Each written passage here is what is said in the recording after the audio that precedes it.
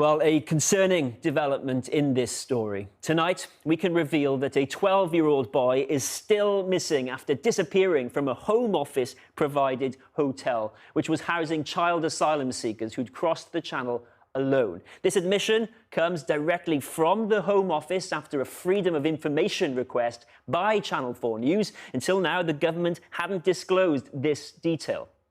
The boy is among 154 unaccompanied children still missing in all. These are children who crossed the Channel on small boats and were being housed in 7 hotels across 5 local authorities. Last month, we revealed how some of these children had been found and even sometimes arrested hundreds of miles from where they went missing. Well, tonight we have new data which sheds more light on the missing children. All of them are male, and the Home Office says the majority still missing now have a claimed age of 18. Claimed because they're unable to verify the children's ages in many cases, so all of these could be older or younger than claimed. But some of them were much younger when they disappeared. As we've heard, a 12-year-old disappeared, a 14-year-old, and these are still missing, by the way, 10 15-year-olds and 32 16-year-olds. So where did they come from? Well, more new information here. 135 of those still missing are Albanian. The others are from countries including Taliban-controlled Afghanistan, war-ravaged Syria, and countries with developed economies like India, Turkey, and Vietnam. We also have more new details on what happened to some of these children, and this information comes from the relevant local authorities, minus Oxfordshire, who declined to answer. And they tell us that between July 2021 and June 1st this year, these 4 councils were notified that children had gone missing on more than 400 occasions. So let's look at Warwickshire. The county council there says 22 of the 38 children who went missing from the single Home Office hotel in its area are still missing. 7 of them are under the age of 18. And of the children found, it said 2 had been found in circumstances where there were concerns in relation to human trafficking or modern slavery. Now let's go to Kent, where the county council says that children were found in circumstances where they could have been exploited or victims of crime on 25 occasions. And all 25 were judged at risk of trafficking. 5 were at risk of criminal exploitation, and 1 was at risk of child sexual exploitation, as well as 2 at risk of radicalization or modern-day slavery. Now, the Home Office says the hotels had 24/7 security and the well-being of the children was their priority.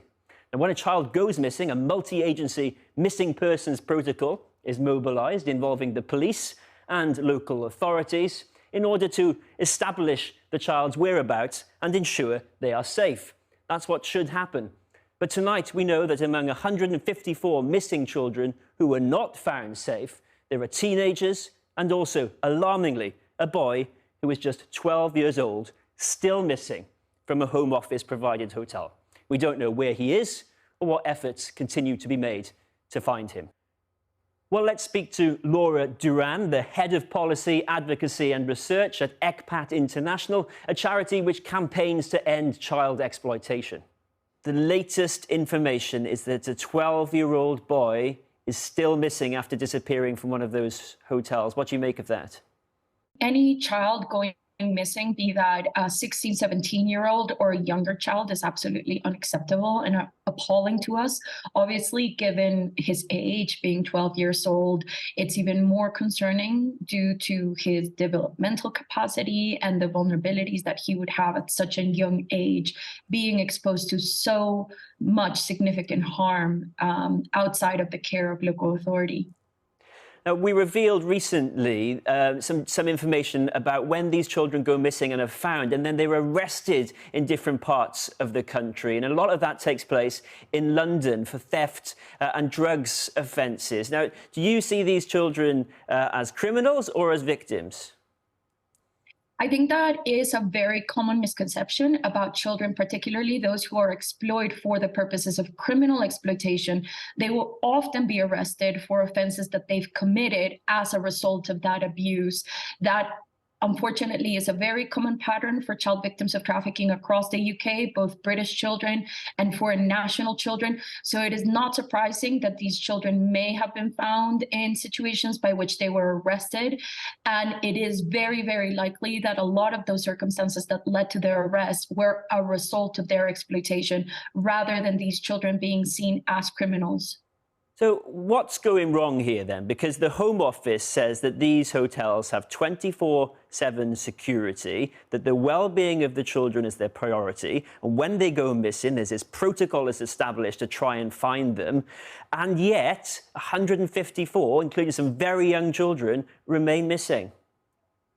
Well, with all due respect to any steps the Home Office has taken, and we welcome those steps to try to protect these children as much as they can, the crux of the matter is that we have here a department that is primarily concerned with the functions of immigration and policing, accommodating really vulnerable, unaccompanied children completely outside of its expertise and functions. I mean, this has been the subject of political debate as well. I mean, there's some teenagers among those who are missing, as well as this 12-year-old boy. Do you think we collectively show enough concern about the fact that we don't know where they are or what's happened to them? Absolutely not. This is a devastating child protection scandal, and we have really regretted a lot of comments made by members of parliament and other government officials suggesting that just because these children are predominantly 15, 16, 17-year-old boys, that there's no vulnerability there or that they don't matter. It's a fact that these are children and they have rights and entitlements like any other child, regardless of their immigration status, and we should be responding to them accordingly. This has been going on since July 2021. The Home Office has tried very hard to get children out of hotels, and briefly they said that they managed to stop using them. Do you hope that there will be no more children housed alone in hotels in future? Well, despite these reassurances from the Home Office, it does lead one to wonder why they have taken steps to legislate powers for themselves to accommodate these children lawfully in the illegal migration bill, if the intention is to, as they have said, stop the use of hotels entirely. Laura Duran, thank you so much for speaking with us. Thank you. Thank you.